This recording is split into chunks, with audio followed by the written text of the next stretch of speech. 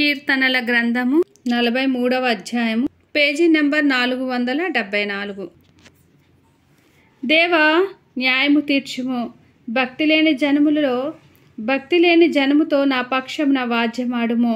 కపటము కలిగి దౌర్జన్యము చేయువారి చేతిలో నుండి నీవు నన్ను విడిపించుము.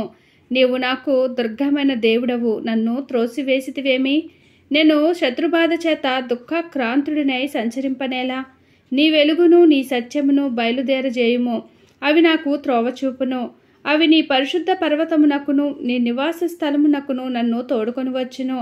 అప్పుడు నేను దేవుని బలిపీఠమునొద్దకు, నాకు ఆనంద సంతోషములు కలుగజేయు దేవుని యొద్దకు చేరుదును. దేవా, నా దేవా, సితారా వాయించుచు నీకు కృతజ్ఞతాస్తుతులు చెల్లించదను. నా ప్రాణమా, నీవేళ కృంగియున్నావు, నాలో నీవేళ తొందరపడుచున్నావు. దేవుని యందు నిరీక్షణ ఉంచుము.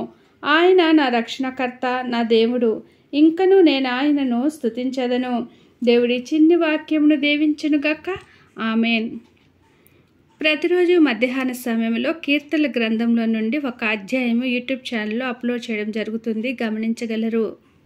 ఉదయం మరి సాయంత్రం సమయంలో కీర్తనల గ్రంథంలో నుండి కొన్ని వాక్యములు షార్ట్స్ రూపంలో అప్లోడ్ చేయడం జరుగుతుంది, గమనించగలరు.